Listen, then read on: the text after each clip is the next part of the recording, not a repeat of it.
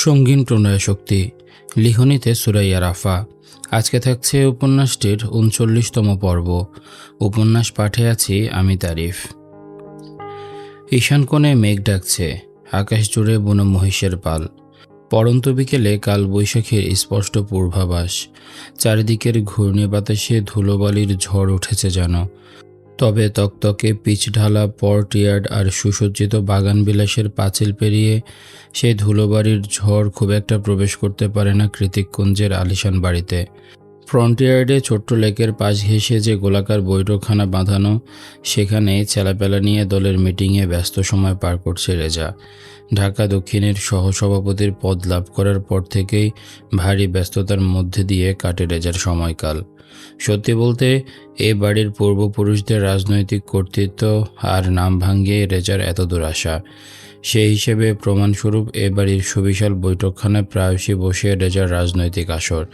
ও যে এ বাড়িরই কুটুম সেটা বোঝাতে হবে তো সবাইকে।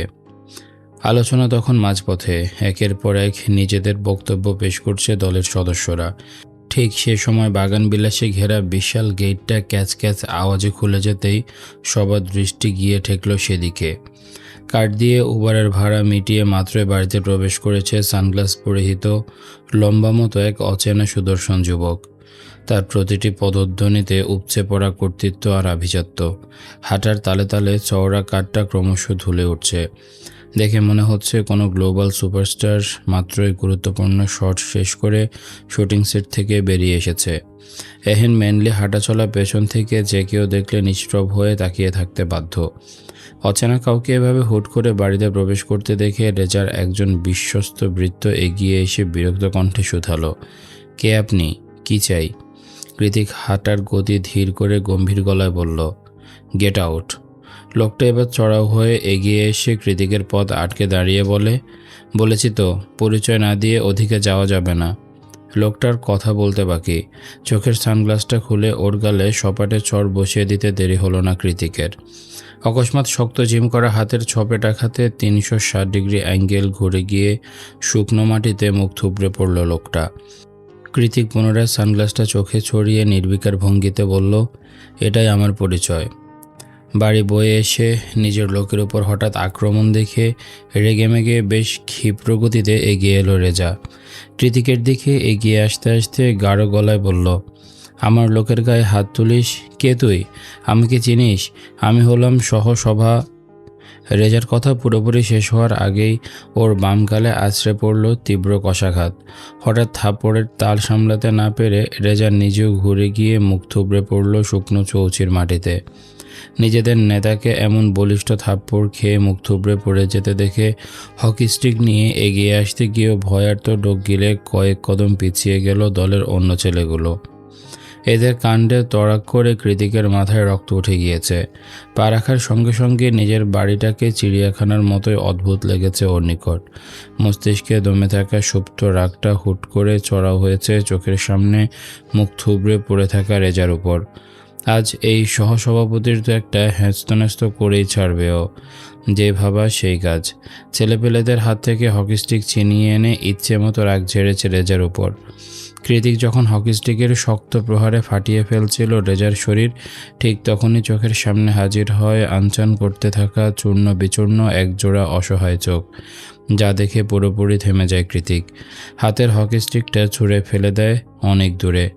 তারপর স্থির হয়ে দাঁড়িয়ে পড়ে, নিজে আঘাতপ্রাপ্ত হয়ে অন্য একজনের আত্মাকে যন্ত্রণায় পুড়িয়ে দেওয়ার উদ্দেশ্যে। বালাইশাট কৃতিক তাতে সফল হয়েছে। অরু কষ্ট পেয়ে সদর দরজার সামনে হুমড়ি খেয়ে পড়ে চিৎকার করে কাঁদছে। মনে হচ্ছে ওরা কৃতিককে নয়, প্রতিটা আঘাত অরুর হৃদয়ে করছে। শেষমেশ দ্বিতীয় গাড়িটা গেট দিয়ে ঢুকতেই ঝামেলার অবসান হলো। গাড়ি থেকে একে একে নেমে এলো সায়র, অর্ণব, এলিসা, ক্যাথলিন আর প্রত্যয়।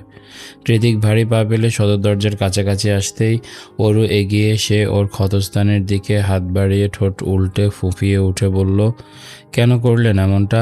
আমাকে কাঁদাতে খুব ভালো লাগে, তাই না? কৃতিক জবাব দেয়া তো দূরে থাক, বরং অরু ছোঁয়ার আগেই ওর থেকে কয়েক কদম পিছিয়ে গিয়ে দাঁড়ায়। ওর এহেন কাণ্ডে অরু বিস্মিত হয়ে বলল, কি হয়েছে আপনার? আমাকে চিনতে পারছেন না? অরুর প্রশ্নের বিপরীতে কৃতিক কোনরূপ জবাব দেওয়ার আগেই ওদিক থেকে সায়র এগিয়ে আসতে আসতে সম্মোহনী হেসে বলল, আরে মিস এলোকেশী, আবার দেখা হলো আমাদের। দেখলে তো কেমন তোমার টানে চলে এলাম। কথায় কথায় সায়র খেয়ালই করেনি কৃতিক যে ওর দিকে তখন থেকেই অগ্নিদৃষ্টিতে তাকিয়ে আছে। যখন খেয়াল করলো তখন সঙ্গে সঙ্গে গলা খাদে নামিয়ে মুখ কাচুমাচু করে মেকি হেসে বলল, না মানে তোমাদের দেশের মানুষের টানে। কি ভালো মানুষ তোমরা বাবা গো, আসার সঙ্গে সঙ্গে কেমন মারামারি দিয়ে আপ্যায়ন করে নিলে। তাই না জেগে? কৃতিক একইভাবে দাঁড়িয়ে আছে। ওদিকে এলিসা এগিয়ে এসে অরুকে দেখা মাত্রই চমকে উঠে বলল, শরীরের একই হাল হয়েছে তোমার অরু, খাওয়া দাওয়া করো না নাকি? এভাবে শুকিয়ে গেলে কেন? এলিসার কথার মাথায় কৃতিক সাবধানে আর চোখে একবার অরুর আগাগোড়া পরখ করল। ওদিকে অরু কারো কথার কোনোরূপ উত্তর না দিয়েই চোখ মুছতে মুছতে দৌড়ে অন্দরমহলের দিকে চলে গেল। অরু চলে গেলে সায়র হতবিহ্বল মুখে সেদিকে তাকিয়ে রইল। আরে এত দূর থেকে এলাম, একটুখানি ওয়েলকাম না করে এভাবে দাঁড় করিয়ে রেখে দৌড়ে চলে গেল। এলিসা এক পলক কৃতিককে পরখ করল, যে সেই কখন থেকে একইভাবে অরুর যাওয়ার পানে চেয়ে আছে, আর কোনো দিকে নজর নেই বললেই চলে। একটা চাপা দীর্ঘশ্বাস ছেড়ে কৃতিকের থেকে দৃষ্টি সরিয়ে সায়রের হাত ধরে ভেতরে যেতে এলিসা বলে, স্বামী স্ত্রীর মানবাভিমানের পালা চলছে এখানে, চল ভেতরে যাই। এমনিতেও আমাদের ওয়েলকাম করার মতো কেউ নেই। সায়র ভ্রুকুচকে ভেতরে যেতে যেতে গম্ভীর মুখে বলল, হ্যাঁ তা তো থাকবেই না, বাড়ির মালিককে দেখতে হবে না, 1 নম্বরের হিটলার। আলিশান মহলের বসার ঘরে কয়েক ইঞ্চি গা দাবিয়ে দেওয়া নরম গদিতে বসে আছে সবাই। কৃতিক সেই তখন থেকে পায়ের উপর পা তুলে স্মোক করছে। প্রত্যয় চারিদিকে চোখ ঘুরিয়ে পুরো বসার ঘর পর্যবেক্ষণ করে মনে মনে বলল, কৃতিক ভাই শুধু শুধু টেনে হিচড়ে দেশে নিয়ে এলো, যার জন্য দেশে আসলাম সেই তো নেই। ওর ভাবনার ছেদ ঘটিয়ে কৃতিক ডেকে বলে, আমার কয়েকটা আর্জেন্ট বাইক লাগবে প্রত্যয়। কোন ব্র্যান্ডেরগুলো ইউজ করি তা তো জানোই। বাইরের গ্যারেজটা পরিষ্কার করার ব্যবস্থা করো। আর হ্যাঁ, আমার রুমে একটা গেমিং মনিটর পাঠিয়ে দিও মনে করে। সায়র 360 ডিগ্রি অ্যাঙ্গেলে চারিদিকে এক ঝলক চোখ ঘুরিয়ে বলল, ভাই এটা বাড়ি নাকি রাজপ্রাসাদ? সব কিছুতেই কেমন আভিজাত্যের ছোঁয়া। সায়রের তালে তাল মিলিয়ে এলিসাও বলে ওঠে, really JK, it's amazing, your family has very good taste. ওদের থেকে কিছুটা দূরত্বে ডাইনিংয়ের কাছে দাঁড়িয়ে জাহানারা আর রূপা হা করে ওদের কথা গিলছে। এক পর্যায়ে রূপা তবদা খেয়ে বলল, মা দেখো কি সুন্দর সুন্দর ছেলে, সব বিদেশি। জাহানারার চোখ চিকচিক করে উঠল মেয়ের কথায়। তিনি আবেগ সামলাতে না পেরে এলিসাকে দেখিয়ে বললেন, ছেলে বাদ দে, ওই মেয়েটাকে দেখ কি সুন্দর, এরকম একটা মেয়ে যদি আমার বেটার বউ হতো।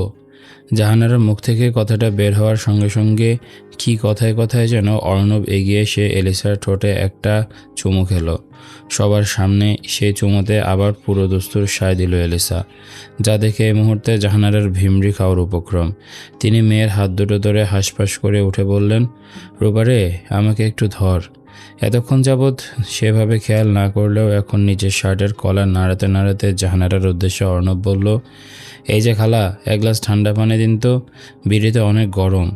ক্যাথলিন একটু ইতস্তত কণ্ঠে ভাঙা ভাঙা বাংলায় বলল, আমিও।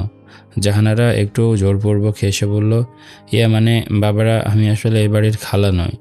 বাকি কথা শেষ করার আগে কৃতিক প্রত্যেককে উদ্দেশ্য করে বলল, বাড়ির কেয়ারটেকার মুখলেস চাচাকে খবর দাও, আমার ফ্রেন্ডসরা যতদিন আছে উনি যাতে একজন ভালো বাঙালি রাঁধুনি রেখে দেয়, ওরা যাতে বাঙালি এক্সোটিক খাবার দাবারগুলো টেস্ট করতে পারে। আর হ্যাঁ, অ্যাজ সুন অ্যাজ পসিবল এদেরকে বিদায় করো, আমার মহিলা সার্ভেন্ট পছন্দ নয়। কৃতিকের কথায় অপমানে থমথমে হয়ে গেল জাহানারার মুখ। রূপো চুপসানো মুখে ঠোঁট উল্টে মিনমিনিয়ে বলে, মা কি বলছে উনি, আমরা নাকি সার্ভেন্ট? জাহানারা মেয়েকে আশ্বস্ত করে বললেন, চুপ কর, তোর ফুফি ফিরে এলে সব ঠিক হয়ে যাবে। কৃতিক এতক্ষণে সোফা ছেড়ে উঠে সামনের ক্যাবিনেটের দিকে তাকিয়ে কপাল কুঁচকে বলল, এখানে আমার ফেভারিট কিছু শোপিস ছিল, কোথায় গেল সেগুলো? জাহানারার তৎক্ষণাৎ নালিশ করার মতো গলা উঁচিয়ে অরুর ঘরের দিকে ইশারা করে বলে ওঠে, ওই যে ওই মেয়েটা ভেঙেছে, শুধু এগুলো না আরও অনেক কিছু ভেঙেছে। এইটুকু মেয়ের সে কি তেজ! কৃতিক সবাইকে শুনিয়ে বিড়বিড়ালো, আমার বউ, তেজ থাকা মাস্ট। প্রত্যয় শোনো। এগিয়ে এসে প্রত্যয় শুধালো, হ্যাঁ ভাই। আগের শোপিসগুলোর মতোই সেম কিছু শোপিস অর্ডার করে দিও। এগুলো আমার অনেক ফেভারিট। আর হ্যাঁ, এক জোড়া করে অর্ডার করে দিও। বলা তো যায় না মহারানের আবার কখন মুড সুইং হয়। প্রত্যয় হাস্যচক মাথা নাড়িয়ে সব কিছু নোট করে বলল, ভাই এখন আসছি, অনেক দিন পর বাড়িতে ফিরেছি, সবাই অপেক্ষা করছে। কৃতিক ওর কাঁধের উপর হাত রেখে আশ্বস্ত করে বলল, বিলিভ মি, এখন ফিরে যাচ্ছ, তবে খুব শীঘ্রই সসম্মানে এই বাড়িতে পা রাখবে তুমি। কৃতিকের কথা স্মিত হেসে দ্রুত পদধ্বনিতে জায়গা ত্যাগ করল প্রত্যয়। বিকেলের কালো মেঘ রাত হতে পরিণত হয়েছে প্রকাণ্ড ঝড়ে। ঝড়ের বেগে চারিদিকে প্রবল হাওয়া দিচ্ছে। বাড়িতে বিদ্যুৎ নেই। জেনারেটর জ্বালিয়ে সকলে মিলে রাতের খাবার খেতে বসেছে ওরা। অনেক বছর পরে এমন বৈশাখী ঝড়ের মাঝে টিমটিমে আলোয় টেবিলের হরেক রকমের বাঙালি খাবার দেখে উৎকণ্ঠার সীমা নেই ওদের সবার। ঘি মাখানো ভাত, আমের ডাল, কুচো চিংড়ি বোনা, কাতলা মাছের ঝোল, মাংস কষা, শিলপাটায় তৈরি ভর্তা, লাউ পাতার বড়া আর শেষ পাতে দই মিষ্টি। কতটা আমোদ করেই না খাবারগুলো হাতে মেখে উপভোগ করেছে ওরা। একটু পর ফ্রেশ হয়ে এসে ওদের মাঝে চেয়ার টেনে বসলো কৃতিক। ওর চোখ দুটো আইপ্যাডে নিবদ্ধ। সেদিকে তাকিয়ে চেয়ার টেনে বসতে বসতে খেয়ালই করলো না যে ও ওরুর পাশে বসেছে। বিকেলের ঘটনার পরে এলিসা ওরুকে বুঝিয়ে শুনিয়ে খাবার খেতে নিয়ে এসেছে। এলিসা বড় আপার মতো, তাই ওর কথা ফেলতে পারেনি ওরুও। তাই সহসায় চলে এসেছে ডাইনিংয়ে। চিকন কোমল হাতের প্লেটের মধ্যে কেউ ভাত তুলে দিচ্ছে। ব্যাপারটা দৃষ্টিগোচর হতে আইপ্যাড থেকে চোখ সরালো কৃতিক।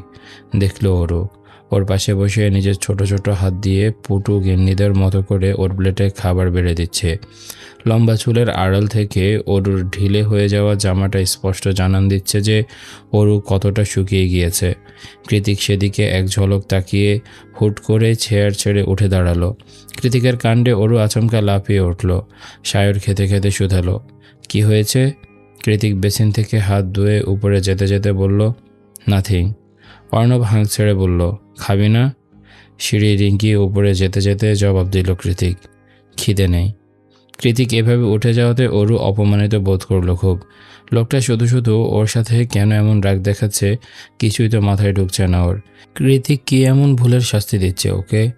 সবাই এই মুহূর্তে ওর থমথমে মুখের দিকে তাকিয়ে আছে।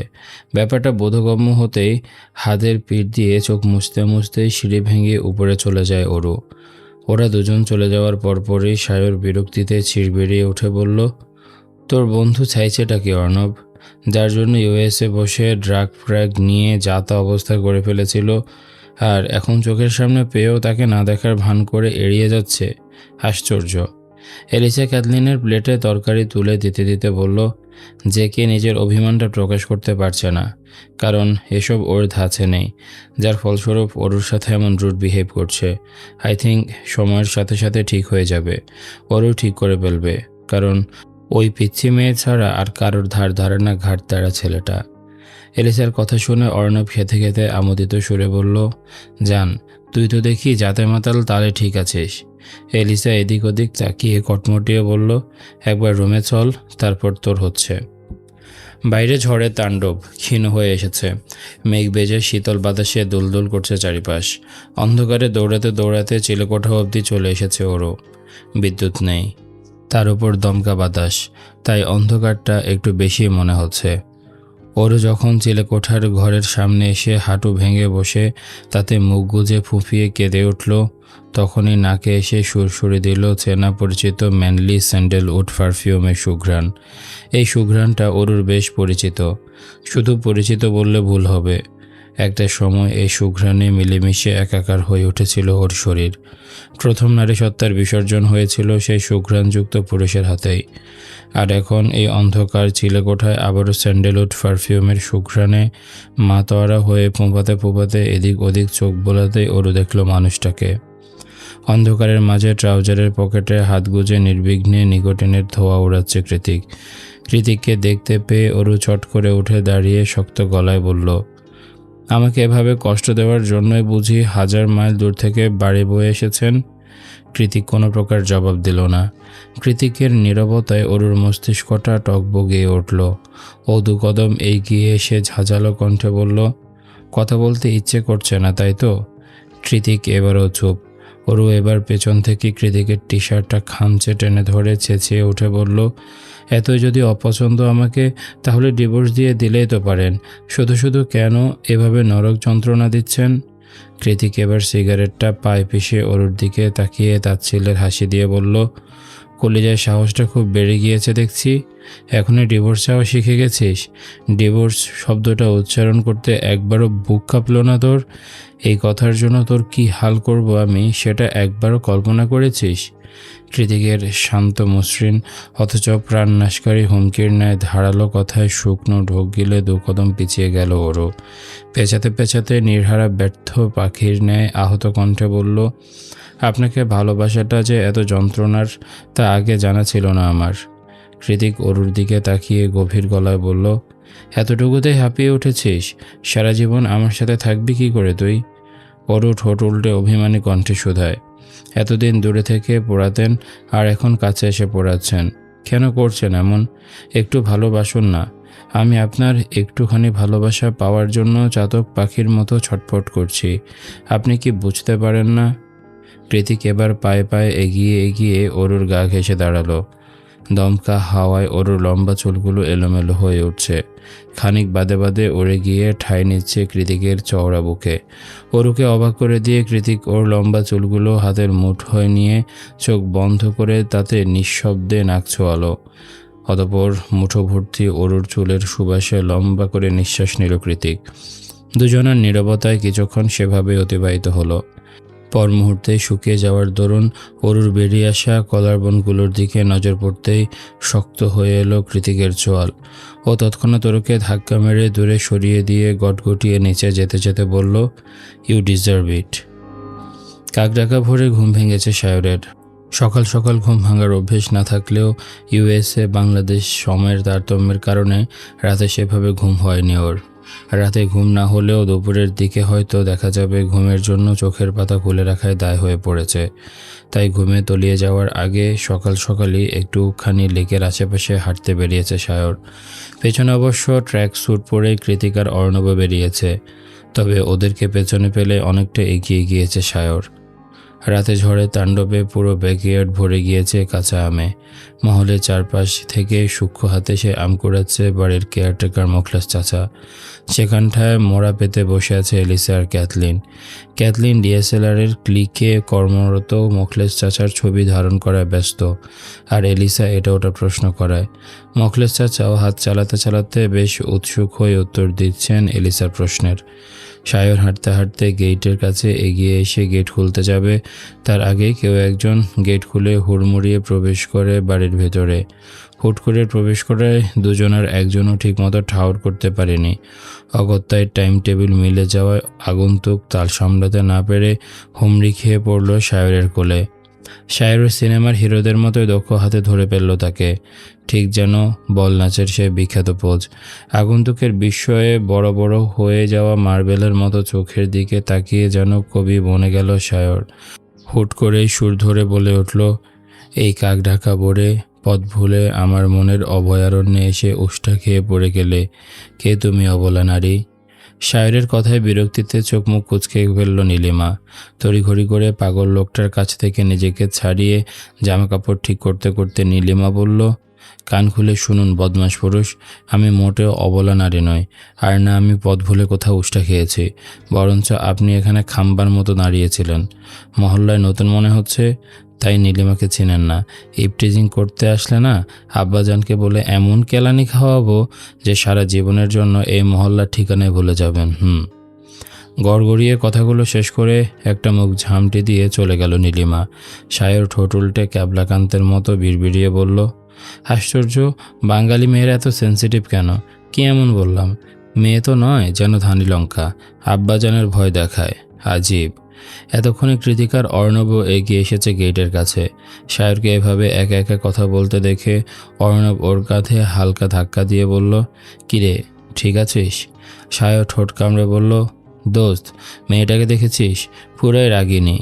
অর্ণব ফুস করে একটা নিঃশ্বাস ছেড়ে বলল, যে কে ওরতে আসক্ত আর আমার এলি আছে, তাই আমাদের মেয়ে দেখিয়ে লাভ নেই দোস্ত। সায়র মাথা চুলকে শুকনো মুখে বলে, হ্যাঁ ঠিকই তো, তোমাদের বিয়ে বাসর সব শেষ আর আমি এখনও সিঙ্গেল। সায়রের কথার পাছে অর্ণব আবারও ভুল ধরে বলল, এবারও মিস্টেক, আমার বিয়ে হয়নি আর জেকের বাসর। সায়র চোখ ছোট ছোট করে কৃতিকের দিকে তাকিয়ে বলল, আমি ওকে বিশ্বাস করি না দোস্ত। ও যা অধৈর্য, সুযোগ পেলে গাড়ির মধ্যে বাসর সেরে ফেলতেও 2 মিনিট ভাববে না। সায়রের কথায় কৃতিক আচমকা বিষম খেলো। কাশতে কাশতে বলল, আমাকে নিয়ে গবেষণাটা এবার বন্ধ করবি তোরা? কৃতিকের নাজেহাল অবস্থা দেখে সায়র অর্ণব ওর দিকে তীক্ষ্ণ দৃষ্টি নিক্ষেপ করে একই সুরে বলে উঠল, তুই কি আসলেই গাড়িতে? ওদের কথা বলার আর কোনো রূপ ফুসরত না দিয়ে হনহনিয়ে গেটের বাইরে চলে গেল কৃতিক চলে যেতে সায়র আর অর্ণব একজন আরেকজনের দিকে তাকিয়ে আফসোসের সুরে বলল, হা, যে কে শালা সব কিছুতেই ফার্স্ট।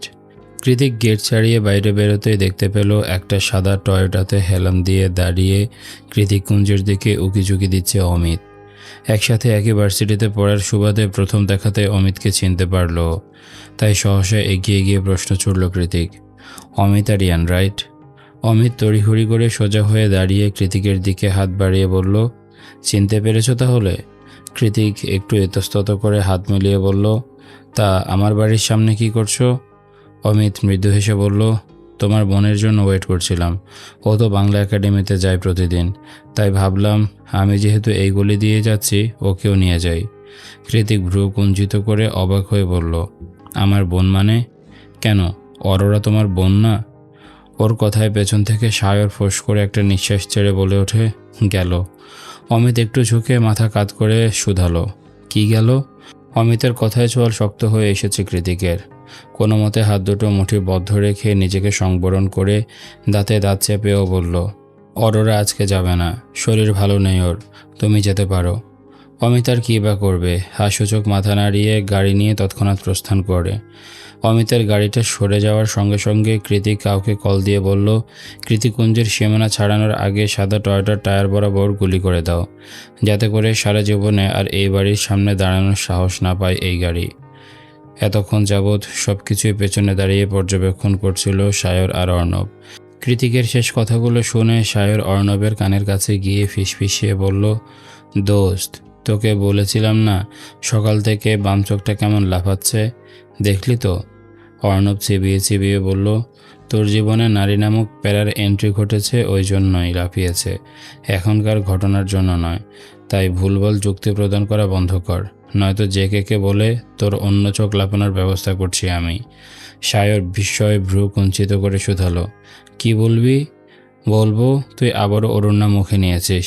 কথাটা শেষ করে কপট হাসিতে প্রসারিত হলো অর্ণবের ঠোঁট। ওদিকে সায়র অর্ণবের দিকে তাকিয়ে রাগে কটমটিয়ে উঠে বিড়বিড়ালো, শালা মির্জাফর। এই ছিল আজকের পর্ব। কেমন লেগেছে তোমাদের কমেন্ট করে জানাও। দেখা হচ্ছে পরের পর্বে। ততক্ষণ পর্যন্ত সবাই ভালো থাকো, সুস্থ থাকো। আজকের মতো আমি তারিফ এখানে বিদায় নিচ্ছি। আল্লাহ হাফেজ।